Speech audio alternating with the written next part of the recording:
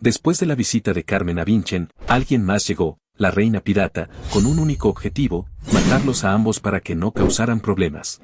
Vinchen no se quedó de brazos cruzados, había intentado contraatacar usando la bendición de Porcedin, pero cuando parecía que su ataque iba a alcanzar a Cereta, el hechizo de la prisión se activó, paralizando los circuitos de maná de Vinchen, lo que llevó a Cereta a concluir, en esa prisión el maná podía entrar, pero no salir. Así, Cereta liberó una gran corriente de agua, decidida a ahogarlos, destacando que no debían preocuparse, pues, como estaban en tierra firme, no se convertirían en comida para peces.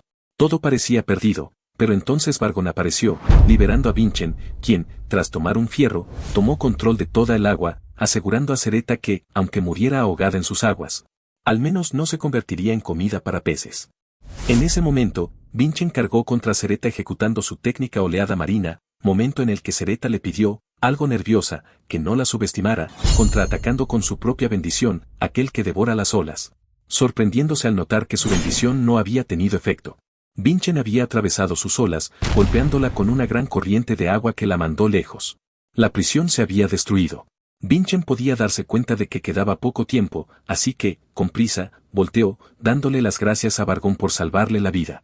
Ha pasado mucho tiempo, respondió Vargon, a quien Vinchen dijo que, aunque quería hablar con más calma, ya no quedaba tiempo. Vargon respondió tener una idea general, por lo que le pidió que le dejara todo a él y siguiera adelante, aunque antes de eso lo llamó, clamando con una sonrisa que había visto los duelos de antes y podía decir que, en estos 2 años, Vinchen había crecido mucho.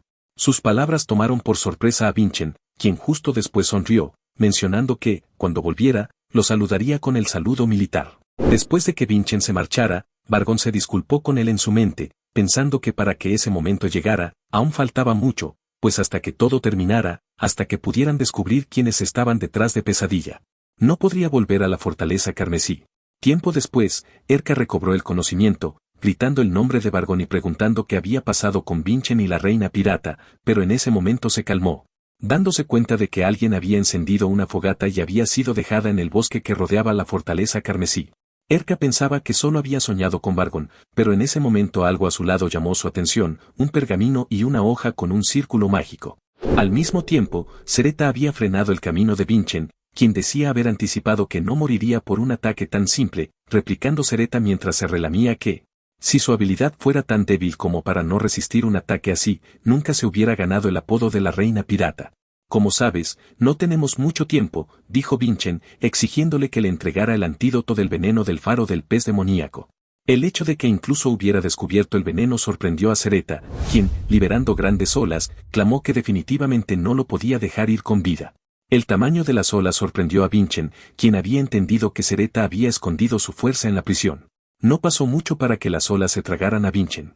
Ahora tenía acceso total a su bendición, y aunque pensaba que por eso el aire no sería un problema, también sabía que era peligroso estar expuesto a un entorno creado por el enemigo por mucho tiempo. Justo por esto, Vinchen se preguntó dónde estaba Cereta y pronto sintió que ésta estaba a punto de cortarlo por la espalda. Con gran velocidad, Vinchen bloqueó el ataque, pero entonces se preguntó qué demonios era eso. Esa cosa no era Cereta, sino un maldito muñeco hecho de agua o, en otras palabras, una trampa en la que Vinchen había caído. La verdadera Cereta estaba justo encima de él y, antes de que pudiera golpearlo, Vinchen activó su bendición, golpeando a Cereta con fuerza naval. Cereta estaba harta de que ambos tuvieran el mismo atributo, por lo que decidió que su próximo ataque sería su técnica definitiva, pero antes de que Cereta pudiera hacer nada, Vinchen la sorprendió diciendo que solo le haría una pregunta: ¿por qué, si ella podía controlar el agua, se había sometido ante Carmen, pues sabía que no existía manera en la que ella perdiera contra él en el mar? Y así, con una sonrisa, Cereta cuestionó si sabía cuál era la mayor virtud de un pirata. Es la codicia, clamó, declarando que era la codicia de tener más que cualquier otro, revelando a Vinchen que, tal como había pensado, Carmen había perdido contra ella. Sus barcos no solo tenían una formación torpe, sus habilidades eran demasiado pobres para ser llamado próximo patriarca, y su travesía terminó con una derrota miserable. Pero antes de que lo matara, algo en él llamó su atención. Carmen le gritaba que no lo mirara, rebosante de un deseo que ella sabía no era propio de un artista marcial, sino la codicia de un pirata. Motivo por el que decidió apoyarlo, curiosa de ver hasta dónde llegaría Carmen con esa ambición y hasta dónde podría llevarla a ella su ambición destructiva. En ese momento, Vinchen se percató de que el agua se había concentrado en la espada de Cereta, momento en que ésta clamó que no iba a dejar que Vinchen la detuviera. Su bendición estaba activa. Sereta había ejecutado su técnica secreta, naufragio, sobre Vinchen, quien la recibió con una mirada de determinación. En ese momento, el bosque retumbó. Vinchen había sido golpeado por Sereta, quien, llena de emoción, gritó, cuestionando qué le parecía la técnica que le había dado el nombre de Reina Pirata, asegurando que todo barco alcanzado por dicha técnica se había hundido. Vamos, Vinchen, tú también húndete, gritó, pero entonces la bendición de Porcedin se activó, llenando el mundo de una profunda oscuridad.